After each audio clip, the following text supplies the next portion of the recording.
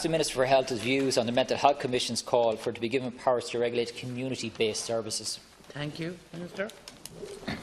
And thank the Deputy for the question. The Mental Health Commission is a statutory body whose functions are set out in the Mental Health Act 2001. Among the key responsibilities of the Commission is the establishment and maintenance of a register of approved centres. The Act also provides that the Inspector of Mental Health Services visit, inspect and report on every approved centre at least once every year. Details of these inspection reports, including compliance issues, are available on the Commission website. While the Commission has the authority to visit and inspect any other premises where mental health services are being provided, the enforcement powers of the Commission only apply in the case of approved centres. As regards the regulation of community-based services by the Commission, the Deputy may be aware that the Expert Group review of the Mental Health Act 2001 examined this issue in detail in its 2015 report. The Expert Group recommended that a proportionate and risk-based assessment of inspection should be developed by the Commission. This would include a phased introduction of registration and inspection of all community mental health teams.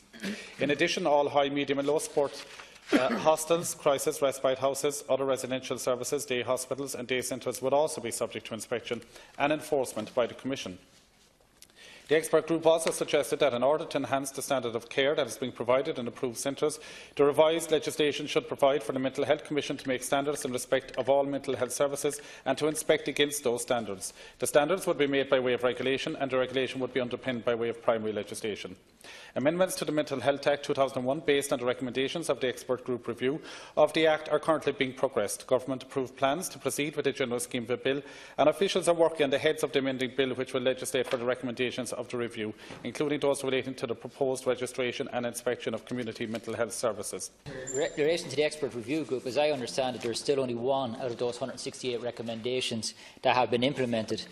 And the review group itself is now 3 years out of date. As you said yourself, in relation to the Assisted Decision Making Act is in fact itself starting to become obsolete. That in itself is unacceptable. But over 90% of all people receiving supports receive them in non-approved centres. There's only 10% of centres actually approved and inspected. We've seen situations, for example, Lees Cross. The next Lees Cross is going to happen in people's homes because there's simply no inspections being carried out. There is no risk that anyone is going to be caught.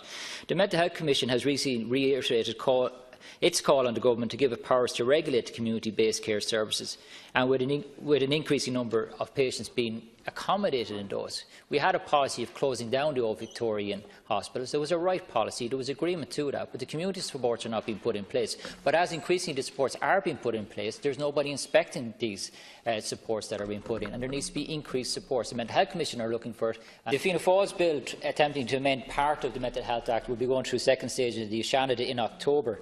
But effectively that's trying to force the government's hand to try and bring forward a comprehensive bill that is needed to reform the Mental Health Act in light of modern human rights changes in that area. But John Saunders, the chairman of the Mental Health Commission, said that these community residences have become too large by accommodating too many people, creating a number of mini-institutions, and these residences are not regulated, and yet they provide care to a large number of vulnerable people with mental illnesses. The Minister is surely aware of the comments by the Mental Health Commission that these stem from the recent publication of a report into Roscommon Mental Health Services, where the external review said that mental health services in the county was marked by control, negativity and a culture of blame. The report's author said that some senior staff normalised bad behaviour while others perpetuated it. The evidence is there, and I have no doubt that what has happened in Roscommon has happened in other parts across the country, and this is going to be an issue that is going to become worse and perpetuate itself unless proper investigations and assessments are being made in these areas.